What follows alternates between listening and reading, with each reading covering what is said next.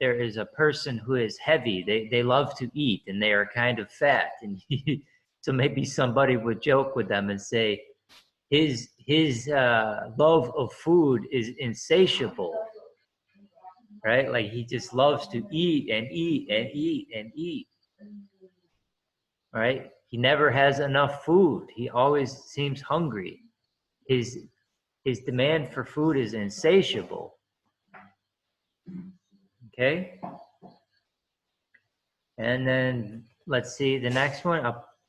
Even though she is a famous actor, there are a few audiences who are insatiable with her.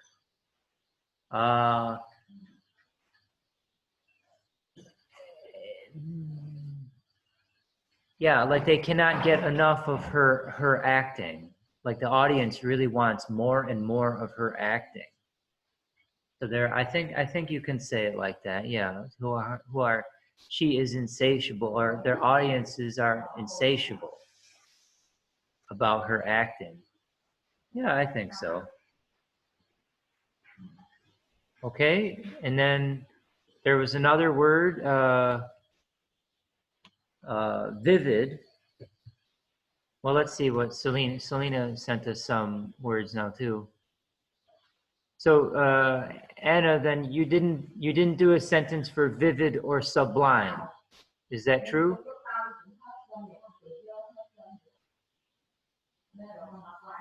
Anna, do you have a sentence for the word vivid or sublime? No?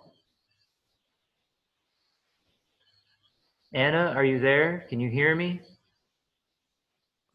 Yeah, I sent it already. It's in the bottom of the chat. Oh, it's all at the bottom. I see. Okay, well maybe we'll get to that then. We'll get to that. So I'll just go to Selena's next.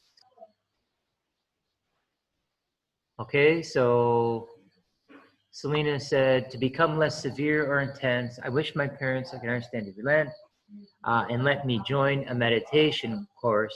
He's relenting when hearing Mary's story. Okay, yeah, I think that's okay. So it is a hot day with sunshine, so it's superfluous to bring a jacket, James. Yeah, that's exactly right. So Selena's using this word, is superfluous to bring a jacket. Means that you don't need to do it. It's extra. It's like having something extra that you don't need. Okay? And insatiable, unable to be satisfied. It's hard to make her feel insatiable because she is a perfectionist in everything. She always wants everything to be the best.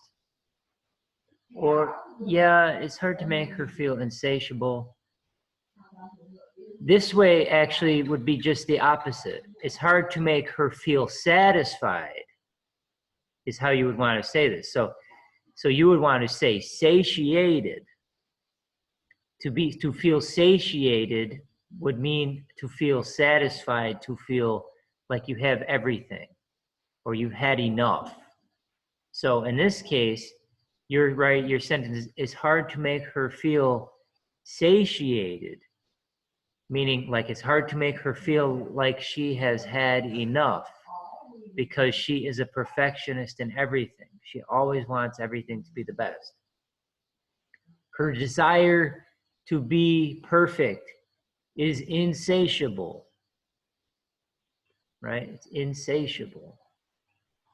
So vivid, producing strong and powerful feeling, bright and colorful.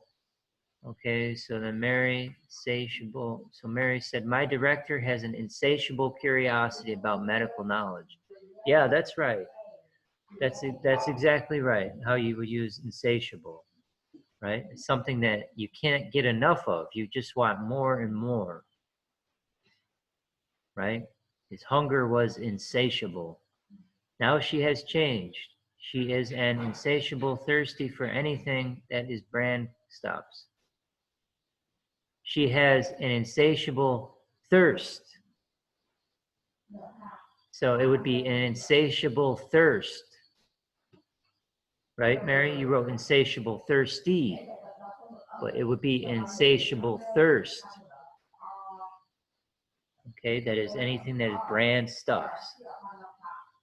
Nowadays, plans for culture are narrowed by man's insatiable need to build their houses and factories. Yeah, yeah, I think that's right. Uh-huh.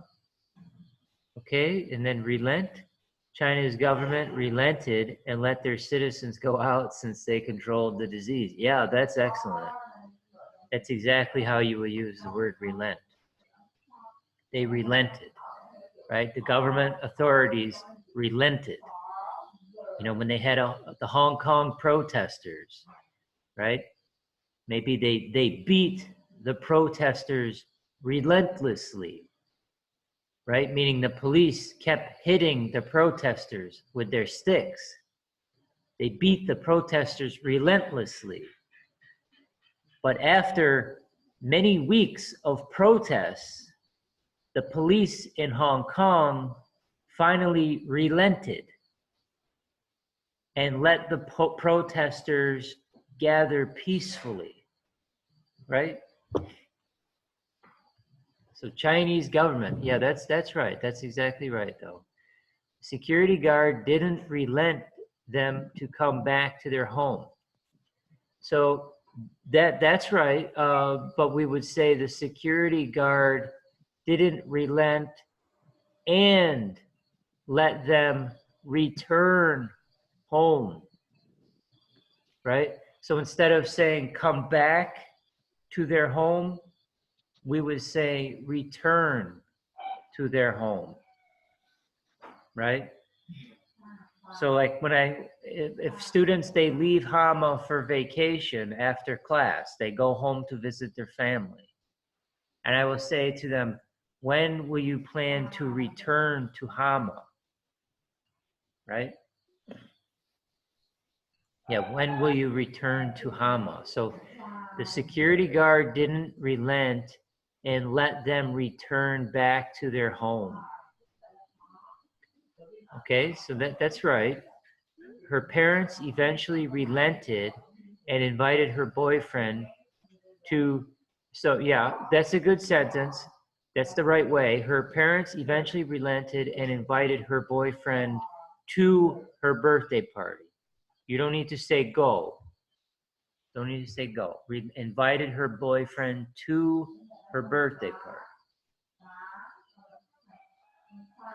Okay, and then Anna's sentence for vivid, Anna wrote, some artists draw portraits extremely vivid. Okay, it looks like a real human. So we say it looks like a real human.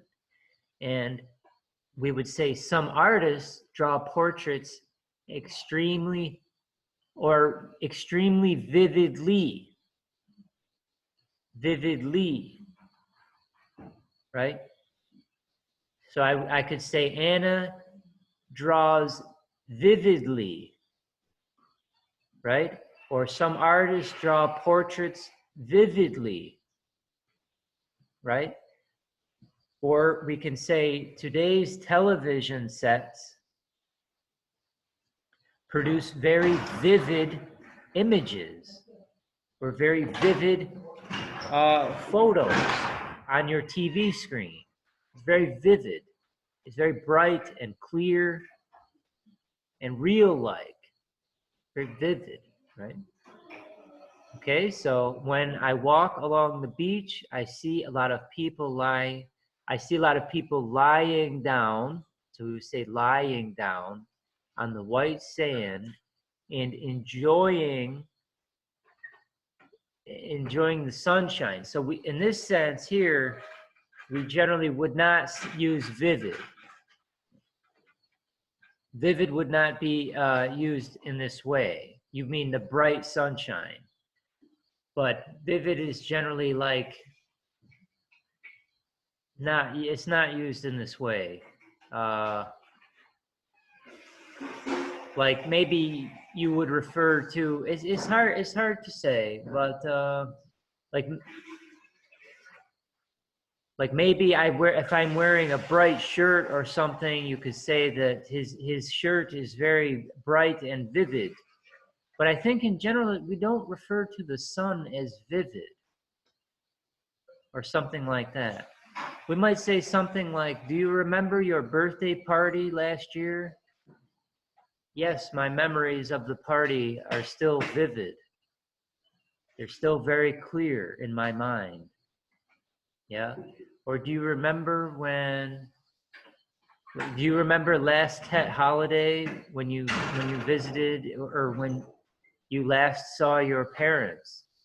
Yes, my memories are still very vivid. Last Tet holiday. Okay, so let's see. I like to go sightseeing in a cable car from the high place and look down everywhere. The scene is very sublime. Yeah, that's right. That's how you would use sublime. It's very like, it makes you say, oh, wow. Right? Like, wow, that's really amazing. It's sublime. It's very like special. It makes you feel like, wow. Yeah. So the view was sublime. I like to go sightseeing. Okay, so Journey to the West was one of the best sublime film series of the last 30 years, or from 30 years ago. Yeah, you could say Journey of the West was a sublime series. Right? It was a sublime series from 30 years ago. Okay, and then Selena wrote, the picture hung on the wall. So you could say the picture hanging. Right, the picture hanging on the wall is really vivid. Yeah, I think that's okay.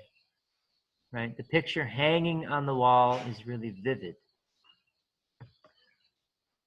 Okay, of great, so his kung fu is sublime. You will certainly learn more interesting things from him. His kung fu is sublime. Yeah, I think you can say it like this. Yeah, his kung fu is sublime. That's a good one.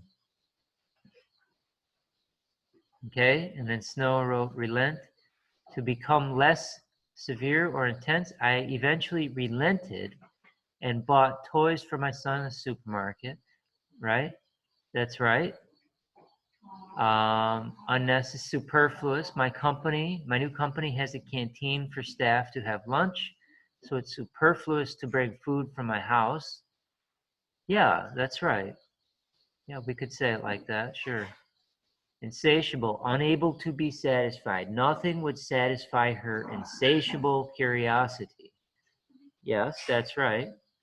Her insatiable quest to learn, or her insatiable desire to learn English. Right? Insatiable.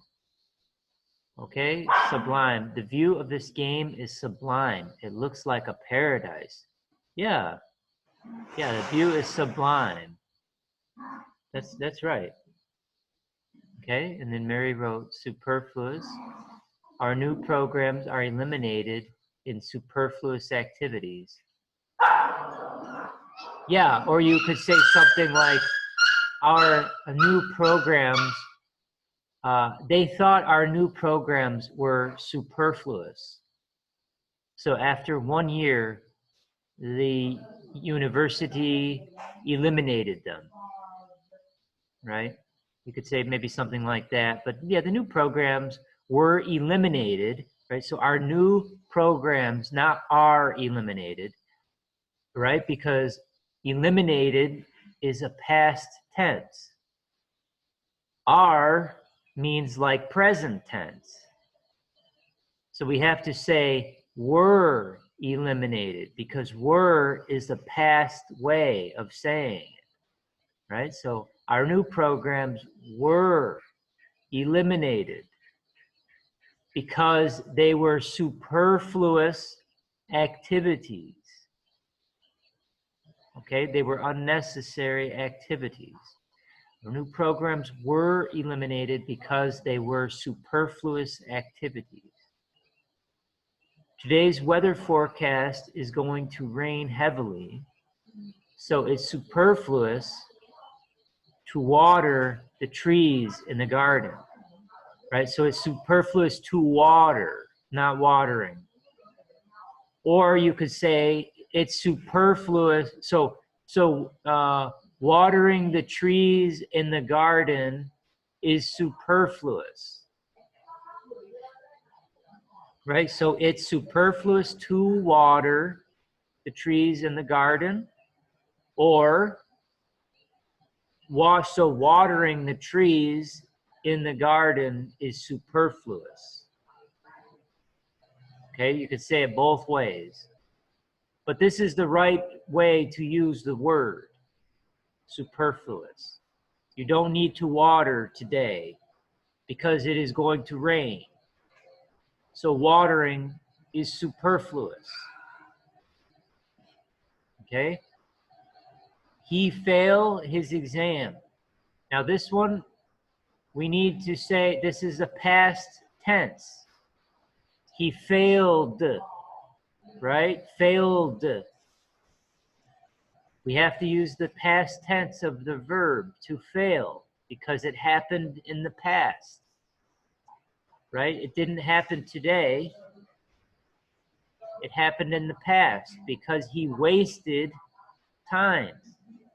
This happened in the past. So he failed his exam because he wasted time on superfluous classes. Yeah, extra classes, meaning like they were unnecessary, superfluous extra classes. After raining, there is a vivid blue sky. Yeah, I think Anna's maybe Anna's idea about the sun being vivid, maybe that's okay. Maybe you can say it like that because I know you can say it like this. The sky is vivid today. So I think maybe your sentence, Anna, about the sun is okay. We could say the sun is very vivid. The sky is very vivid today. The blue sky after the rains was very vivid. But a lot of times we will use vivid in terms of when we're thinking about something like in our memory. My memory of our time together last year is still very vivid. Means it's like very fresh in my mind. I remember it very well, like it happened just yesterday. I have vivid memories of our experience together. So a lot of times you will use vivid in this sense. Okay? My grandmother is 90 years old, but the memory is very vivid. Yeah, that's right. So you could say my grandfather is 90 years old, but my memory is very vivid. My memory of him is very vivid. With this experience, he could write and complete the vivid procedure of work in time. I don't know if you would use it like this. Yeah, I don't think we would use it, the vivid procedure of work. Maybe you could say he had his vivid experiences allowed him to become very good at this procedure in work. Like his vivid experiences in the past. You know, sometimes like soldiers in war, when people go to war and they fight in war, they will have very vivid memories of the time because it's very strong memory, right? They will have very vivid memories of the experience of war. Just like maybe your time now, you will have very vivid memories of your experience with the coronavirus, with your time during this crisis. You will remember it in a very vivid way.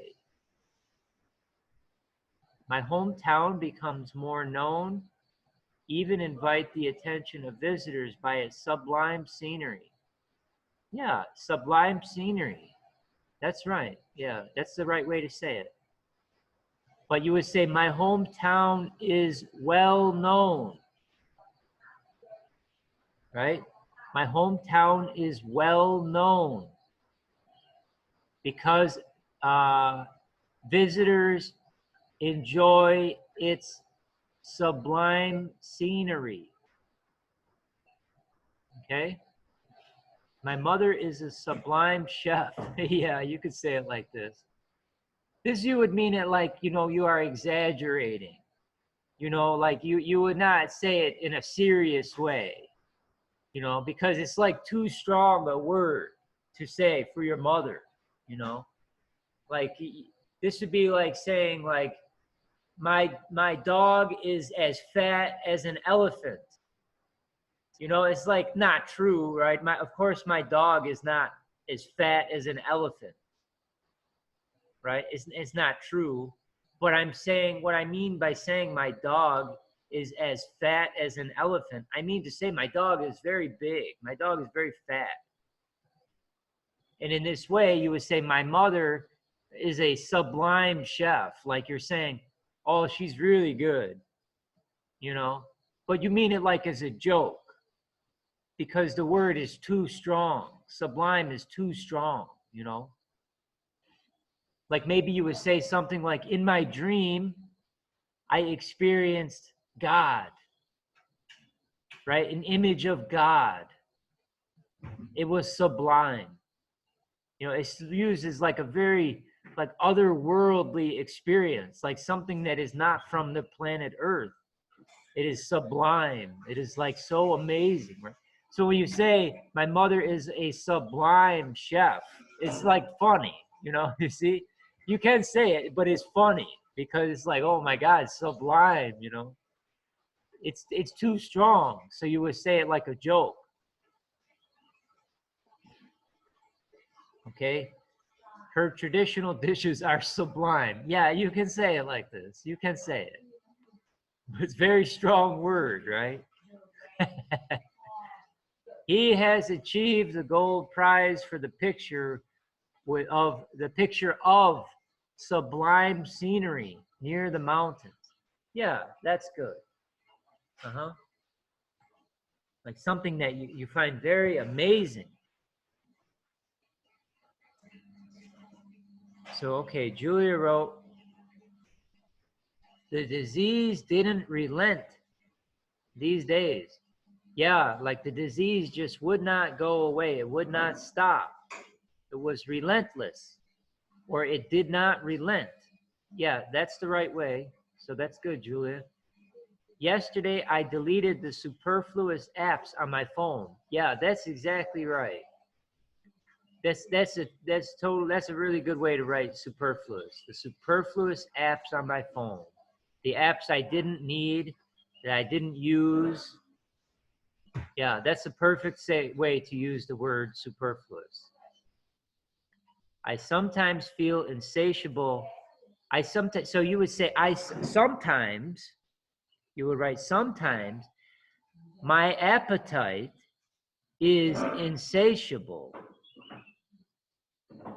Right? Sometimes my appetite is insatiable. Okay? But that's the right way. You understand how to use the word. So Matbiek is a movie with many vivid images.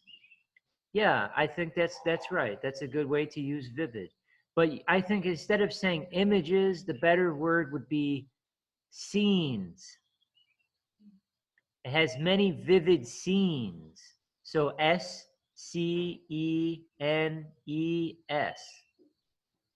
Scenes. Okay?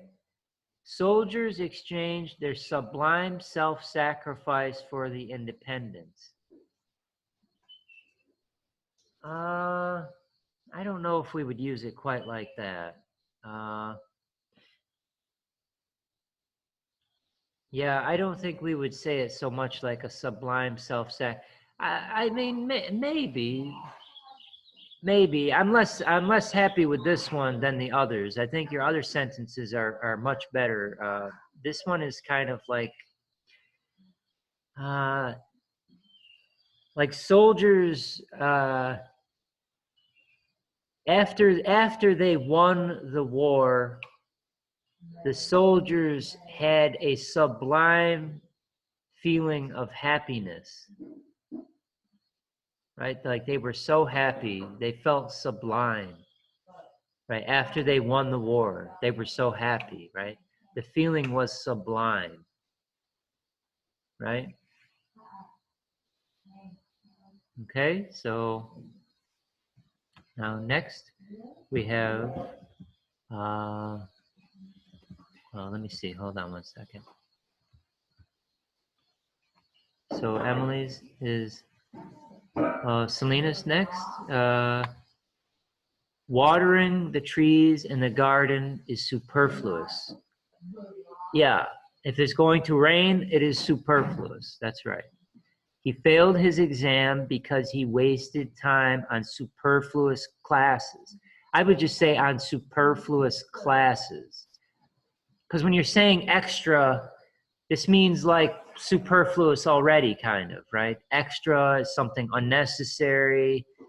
It's more than you need. It's superfluous. So I would just say he wasted time on superfluous classes. The sky after the rain is vivid today. Yeah. But I think a better way to write this sentence would be, after the rain, the sky became very vivid. Right? So because what we're doing here is we're breaking up our thought. We're saying the sky, we want to say the sky is vivid, right? And we want to say, but when is the sky vivid? So what we're doing is we're saying the sky after the rain is vivid, but we want to keep it together. We want to say the sky is vivid, right? We don't want to break this up. We don't want to say the sky after the rain is vivid. You're putting this after the rain in between what we want to say. So we can say the sky is vivid after the rain, or after the rain, the sky is vivid. But we don't want to say the sky after the rain is vivid. You see, we're putting in the middle of our sentence. We want to keep it together. Keep the sky is vivid. You want to keep this idea together. You don't want to separate it. When you say the sky after the rain is vivid, you are separating. So you don't want to do that. You want to keep it together. The sky is vivid after the rain. After the rain, the sky is vivid. So everybody understands this idea? Okay. Well-known scenes. So let's see. Okay, so I think that's it for the vocabulary. Okay. So now maybe we'll have a look at a paper. Now I will use a different paper from another class, unless one of you have a paper that you would like me to read that we could do together. No? Does anybody have a paper they want to share for us about anything that we could read to correct it, to make suggestions, or no? I will use a different paper from somebody else if you don't have one. Okay? So tell me about the vocabulary though. Do you think, is this too hard? Do you feel like you understand these words now? Or maybe we need more practice with these words? How do you feel? Tell me how you feel. So let's talk. Each one of you can talk, okay? So Anna, tell me, how do you feel about this vocabulary? Is this a good exercise? Do we need to do it more? Maybe next class as well? Or maybe you can write more sentences for me for homework with these words? Or do you feel that you know them? Did you learn them? How do you feel about it? Yeah, I think they are useful for me. I have to take a lot of time to understand what meaning from them, Mhm. and I like this exercise. Okay. Yeah, I think it's a good way to also practice your writing. You know, so you're learning a new word, and you know, we can also talk about practicing how, you know, your sentence writing, because I haven't generally used vocabulary like I haven't tried this before. You're the first time I'm trying this idea of let's try to learn some vocabulary. So I'm trying to see if you find it useful, because if it's not helpful for you, then we won't do it again. But if most of you think it was good and you learning these words, then maybe we can do some more so you can learn more vocabulary. How do you feel, Mary? Is it a good way, or maybe we need to do it a different way? How do you, are you learning from it? Yeah, I have learned a lot from the vocabulary that you sent yesterday. So I also spent a lot of time to study this before. So it's very useful for me to learn this. Yeah. Okay, okay, great. And how about you, Snow? How do you feel about this exercise? Is it useful or not very useful? It's okay if it's not useful. If some people find that it was not helpful for them, it's okay. Yes, I think it's really useful for me. I didn't know this word before. I searched on internet some information about this word. So I think first it hard for me, but after I understand this word, I think it's make me more new word and Yeah, use yeah, I think so it good. okay, okay, great. And how do you feel about the exercise, Selena? Well, actually, I think it's useful, but for me, when I speak, I prefer to use a simple way to express my opinion, and so this word is too hard, and I think it's useful for writing. But I think if we can learn the words from a paper Mhm. or a news is Mhm. I think it's Yeah, familiar to, okay, and go to express. okay, okay, very good. All right, and Julia, how do you feel about the vocabulary exercise? I also see like I also see same with Selena. I think this is a little hard for me. Okay, Yeah, but I like this way to learn. I can learn new vocabulary and I can learn a new grammar. yeah, okay, great. And how about you, Emily? Yeah, I think this the word is really beautiful. I I see. really like this. The most word is vivid and sublime is Yeah, really beautiful for me. yeah, I really like it, and you explain is very clear. Yeah, that's okay, yeah. great, great. Well, so I guess I feel like in some ways maybe it is too hard, but I feel like you can. I don't know.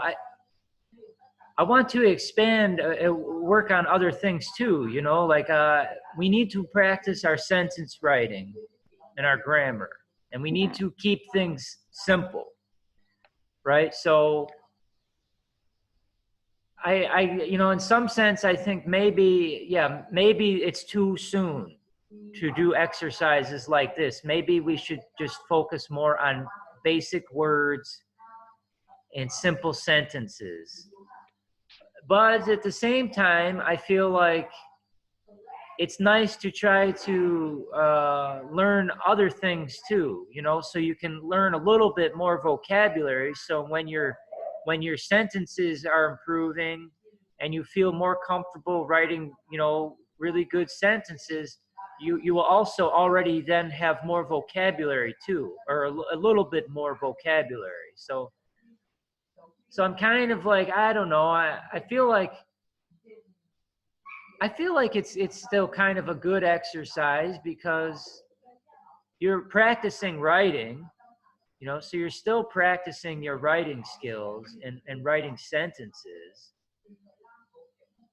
And yeah, I don't know, maybe next time I can find some easier words also. Some, like, maybe if I think of words like in difficulty and I think of, you know, level 1, level 2, level 3, level 4, level 5, and I think of level 1 as being very hard words and level 5 is very easy words. You know, maybe this might be like level 3 words.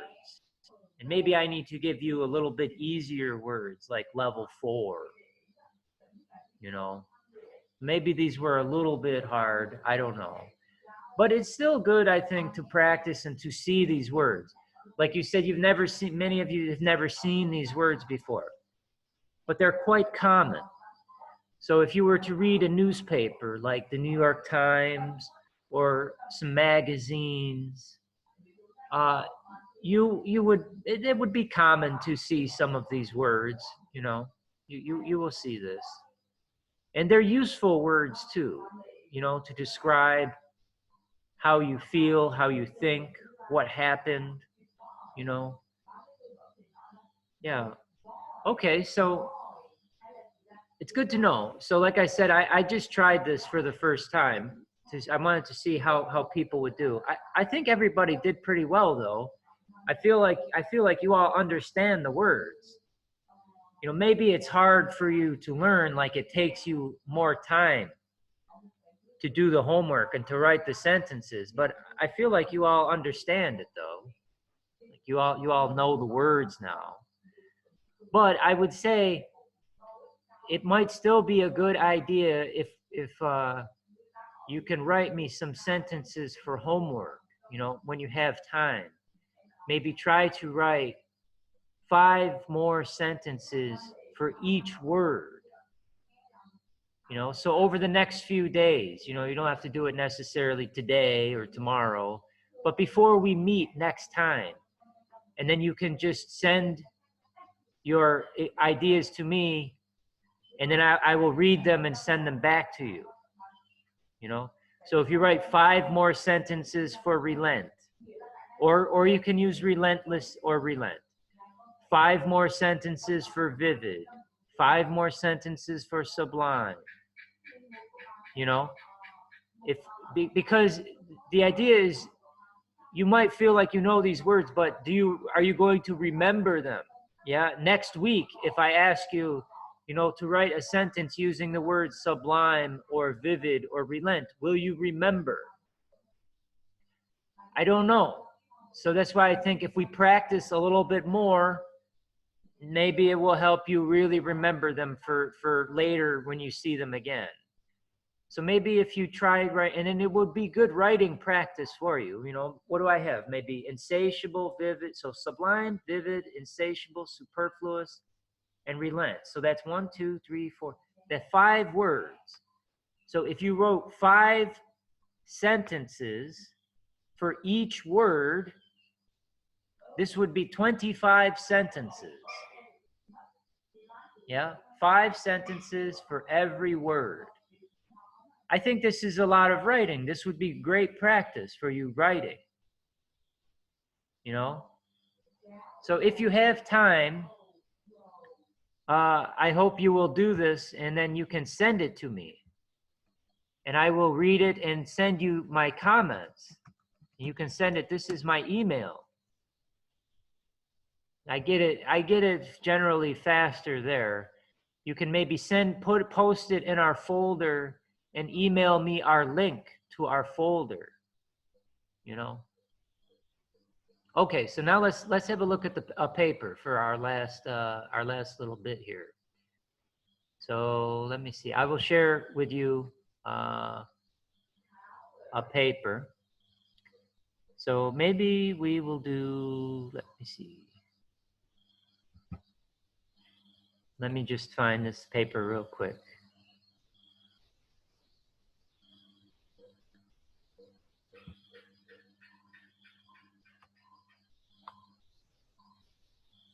Okay. So I will share my screen with you. Well, maybe, I don't know. Did I correct this one already? Let me see. Hold on. Toys among you, bread with many different things inside. Okay, maybe I did this one already. Just 1 second here. There's another one. Okay, maybe I'll do this one.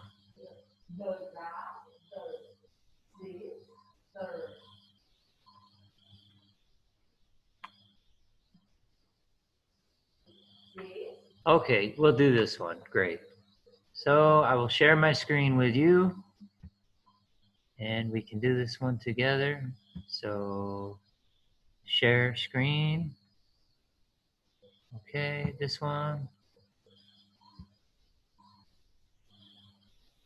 Okay. So this is a paper another student wrote, Walking with My Favorite Book. And so let's have a look at this here. So this is kind of a fun picture, right? You can see the picture. It's kind of it's a nice picture. Yeah, sitting at the lake. Oh, it's great book. Do you know this? Yeah. Oh. I haven't read it. Oh. Well, has everybody read this? Does everybody know this? It's very popular. Have you read this book, Snow? Mary? No. Anna? No? I didn't know it. Emily doesn't know? It's very great. It's a great book. What is the name of this book? No Family. I think so. No Family. Oh, không gia đình? Yeah, Không gia đình. No family. Ah, okay. Okay, so she wrote a paper, I guess, about this book. This is her favorite book. So let's have a look here. So, okay, so hi everyone. Okay, today, so when we say today, we want to use a comma, right? We want to say today, comma, right? Because you have to, the reader is going to pause. They are going to stop when they say this sentence. They're going to say, today, I will introduce my favorite book. So when you say today, you have to use a comma. So the reader will stop. Today, I will introduce my favorite book. Okay? So that is a book, No Family, written by French writer Hector Malot. I bought and read it recently. Okay, so we can change this here. So she's got a lot of short sentences, right? That is a book, No Family. So what we would say here is we would say the book is called, you see how she has many sentences here? She has one, this is a book, No Family, written by French writer. I bought it and read it recently. We need to combine all of this into one sentence, and then we can make a strong sentence, right? If we combine these together. So instead of like 3 or 4 sentences, we only need one sentence. So what about if we said, the book is called No Family, written by the French writer Hector Malot. Or we could say, I bought a book recently. I bought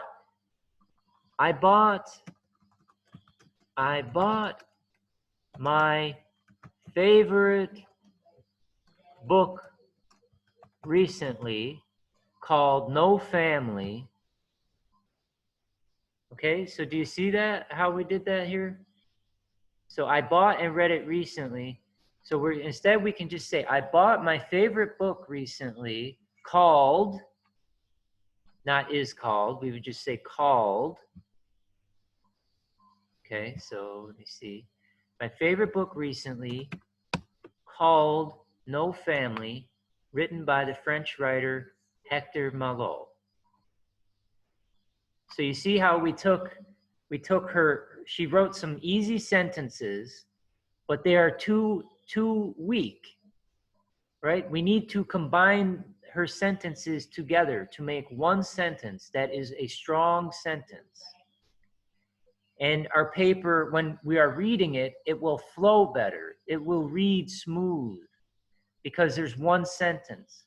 When we have so many little sentences, the reader has to keep stopping.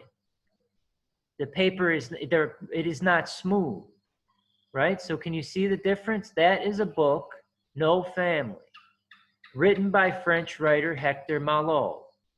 I bought and read it recently. You see, it's very choppy. It's start and go, start and go, start and go. You hear how I'm reading it, how it sounds when I'm reading? It doesn't flow. It is not smooth, right? That is a book, No Family, written by French writer Hector Malot. I bought and read it recently. See, it doesn't have flow. So when we put it all together, we can make one smooth sentence that is strong and flows. I bought my favorite book recently called No Family, written by the French writer Hector Malot. Do you hear the difference in how I'm reading it, how it sounds? And I didn't do anything to her. This is basically everything she wrote. I just put it together differently. I really didn't add any new words. I took everything that she wrote and I just put it together differently.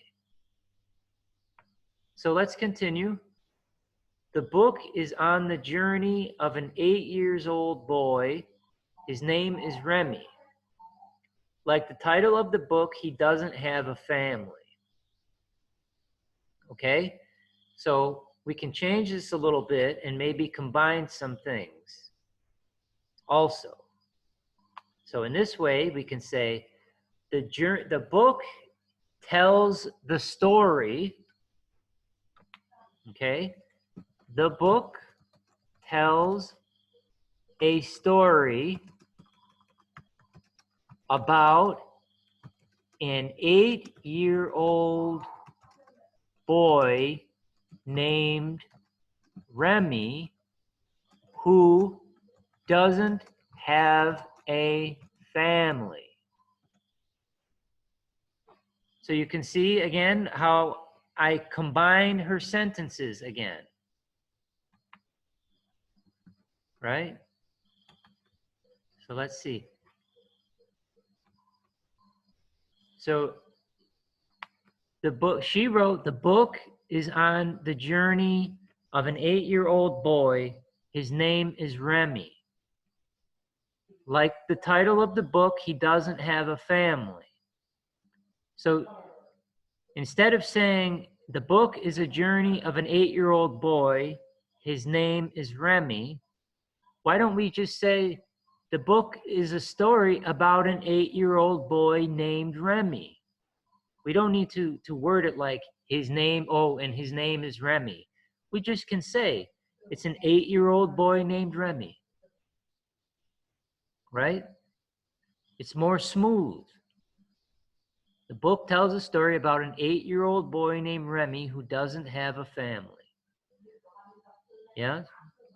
So just one sentence, one simple sentence.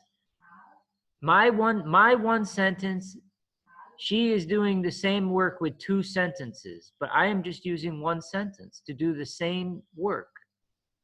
So it is stronger. It is like people working outside building a home. You don't want 2 people when you only need one person to do the work, right? This means that one person is doing more work. This is good. Each person, you want every sentence to do as much work as you can. When Remy was an abandoned child, he was taken care by a farmer's family until he was 8 years old. When the adopted father returns home after many years to work, he thinks he can't continue to take care of Remy and sell Remy to an old man named Vitalis. Okay, so how about this? Remy, so I think this is okay. When Remy was an abandoned child. So I would say it like that. Let me show you here. So instead of saying when Remy was an abandoned child, we can just say Remy was an abandoned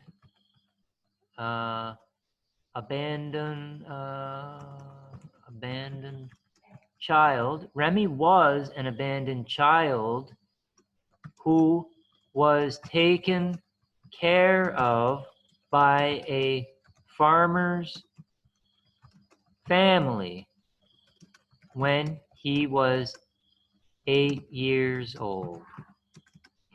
So I think her sentence is generally pretty good. I just changed it a little bit to say Remy was abandoned. I don't have to say when Remy was abandoned. I can just say Remy was abandoned, was an abandoned child. Or I could say Remy was abandoned when he was 8 years old and taken care of by a farmer's family.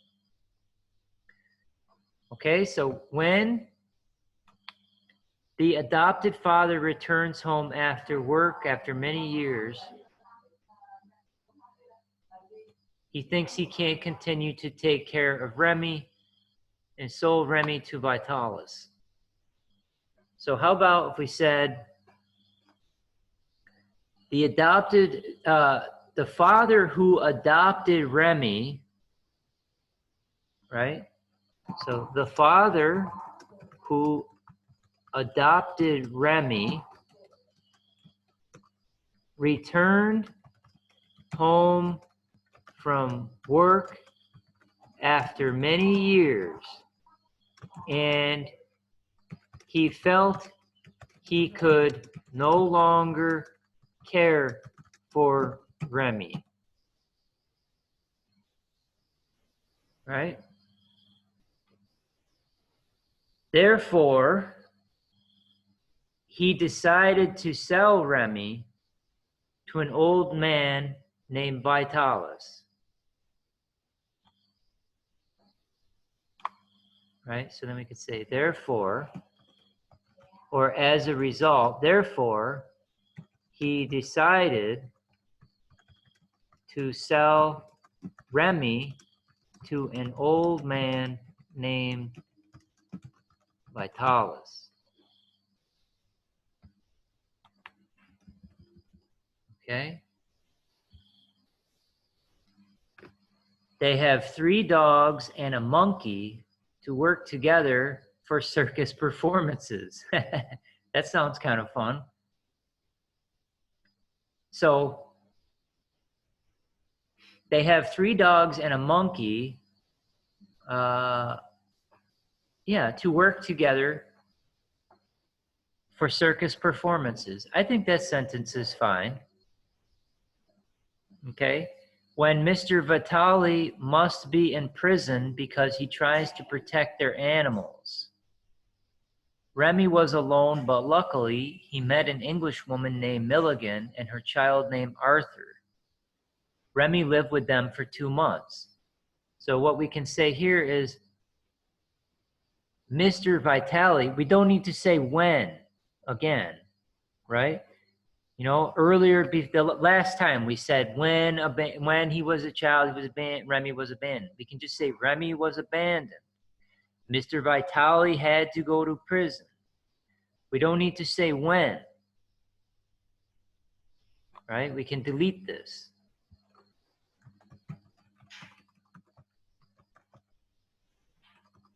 Right? Delete. So we can just say, Mr. Vitale had to go to prison for protecting his animals. Or we can say, Remy was lucky to meet an English woman named Milligan after Mr. Vitale had to go to prison for protecting his animals. Right? But there's a lot here, so maybe we'll just say, we'll keep it like she has it. Mr. Vitale had to go or was imprisoned. Mr. Vitale was imprisoned for trying to protect his animals. Okay?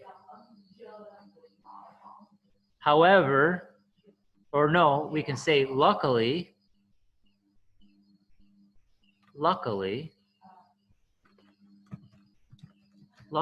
comma, Remy met an English woman named Milligan and her son Arthur, so he would not be alone. Right? Remy lived with Milligan. Then we can say, Remy lived with Milligan and Arthur for 2 months until Mr. Vitalis returned from prison,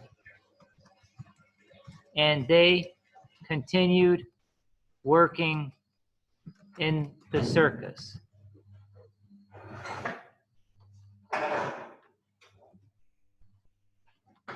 They continued to work in the circus. Unfortunately, Mr. Vitalis died a little while later. So instead of after a while, it would be better to say, Mr. Vitalis died a little while later. Okay? Remy lived with a family that plants flowers, but after that, they got bankrupted. So we could say now, so this is after Mr. Vitalis died. So we should tell the reader this, right? We should say, this sentence is pretty good, but I think we could say, after Mr. Vitalis died, Remy lived with a family that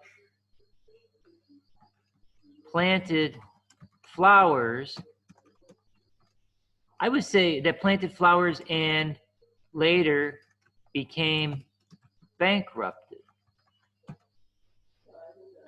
Yeah. So after Mr. Vitalis died, Remy lived with a family that planted flowers and later became bankrupted. Remy continued his job as a circus performer. Okay, then he met Mattia, a boy with no family too, and decided to work together. Remy often misses his adopted mother, and he worked harder to give her a cow. So this is interesting. So he worked harder, instead of say to give her a cow, right? He wanted to give her a cow, but more specifically, he wanted to buy her a cow, right? He wanted to buy her a cow, right? And so Remy often missed his adopted mother, not Mrs., right? Because this is in the past. We're telling an old story. So we're going to say he missed his adopted mother. It's in the past. Okay? And so let's see. So Remy continued his job as a circus performer. So sometimes I notice people make this mistake here. So a circus performers is not correct. We use a if we're talking about only one. A circus performer, right? For equals one person. If we are talking about many people or more than one, we would say circus performers, which is two or more people. Okay? So you see what we have where it's wrong is when we say a circus performers. You see how this is wrong? Because she's mixing the two together. She's using a, you only use a when there's one person. A circus performer for only one. And then you only use performers when there is more than one performer. So she's saying a circus performers. So she's mixing them, confusing them. Do you see? Like if I say a banana equals one banana. If I say bananas equals more than one banana, right? So it is not correct for me to say a bananas, right? It is not correct. It is either a banana or bananas. It cannot be a bananas. So everybody understands that? Yeah, I see. Because many times I see people make this mistake. They will say a, and then they will say the plural form, like a bananas. It cannot be a bananas. It can be only a banana or bananas. A circus performer or circus performers. Okay? So we continue. Then, and we put a comma here, then, because the reader has to take a break, has to stop. Then he met Mattia, a boy with no family too, and decided to work together. Okay? And they, I would say, and they decided to work together. Remy often missed his adopted mother, and he worked harder to buy her a cow. The story ends when Remy found his family. That was Mrs. Milligan. So here we have to, you can see these sentences, we should combine these sentences. We can put them together to make it strong. We don't need to have two sentences because then the reader is stopping. So instead we can say, the story ends when Remy found Mrs. Milligan. Right? Because we know Mrs. Milligan is his family. So we can just say the story ends when Remy found Mrs. Milligan. Through the story is the spirit of loving the labor-loving life, the courage, the gratitude of the Remy boy with those who helped him. Okay? So the story, so not through the story. How about we just say the story is about, right? We can say the story is about the spirit of loving. So not through the story. The story is about the spirit of loving the hard-working life.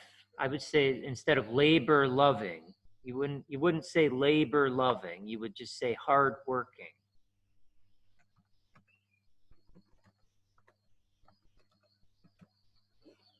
Okay? The story is about the spirit of loving the hard-working life, the courage, the gratitude Remy had, the gratitude Remy had for those who helped him. I thrilled. So we have to say, I was thrilled. Okay, this has to be, you can't just say I thrilled. You have to say I was. I was thrilled. Right? I was thrilled every time I read the book. It attracted me from the first page to the last page. Okay, I was sad and happy with him through every page. So now we're talking about every page. We're talking page. Too much now. We can combine these sentences because we don't want every sentence to say, my favorite page. Then I love this page. I enjoy reading every page. We need to combine this to say page only one time. We don't need to keep saying it. So we can combine these sentences. So how about if we said it like this? I was attracted to the book from the first to the last page because it made me both happy and sad as I read. I guess maybe because I felt, because I felt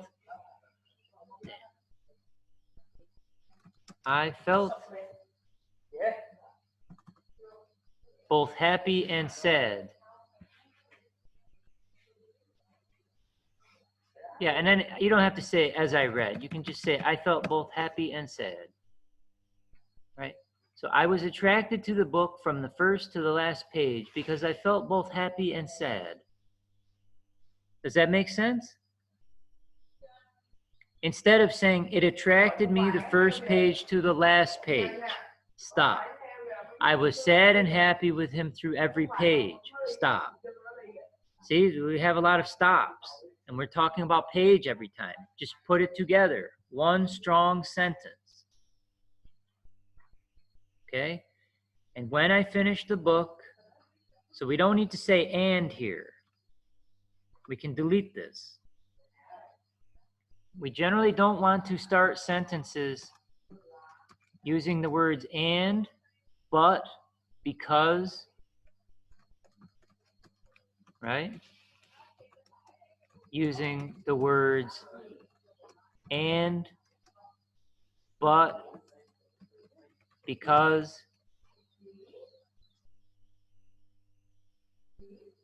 So do you understand the reason we don't use and or but or because to begin a sentence?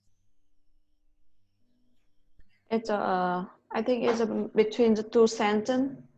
Yeah, it's like a connecting idea. It's connecting two ideas. Two thoughts, yeah. So, Yeah. so it doesn't really make sense to begin a sentence with a word that's trying to connect to something. Yeah. You either need to have two sentences, or you have that you use the word and or because or but, and you connect. Between, yeah. But you can't do both, right? You can't. You don't want to have two sentences and also use a connecting word to start your sentence, right? So this is why if she's going to say, and when I finish the book, you don't need to say that. Let's just say, when I finish the book, right? I don't need to say, and when I finish the book. Just when I finish the book, I love Remy and Mattia very much. Okay? Now, another way that we can say this, which this is okay, but just so you know, when you're thinking about writing your own sentences, we can also write this, I loved reading, or I loved Remy and Mattia so much after I finished reading the book. You see the difference? So the way we have it is like our first sentence is like this, right? Our first sentence is when, or our first part of the sentence is when I finished the book.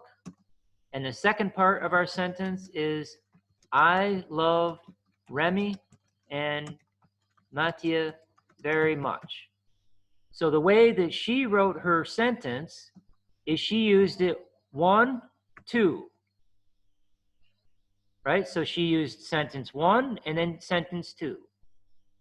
When I finish the book, comma, I love Remy and Mattia very much. But many times you can change the order. I wrote the sentence 2, 1. You see? So I said 2, 1. I said I loved Remy and Mattia very much after I finished the book. You see it? You switch. You can switch. So many times when you write sentences, you can switch which way you are writing it.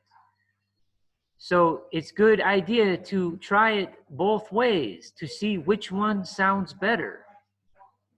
Yeah? Okay, so let's see.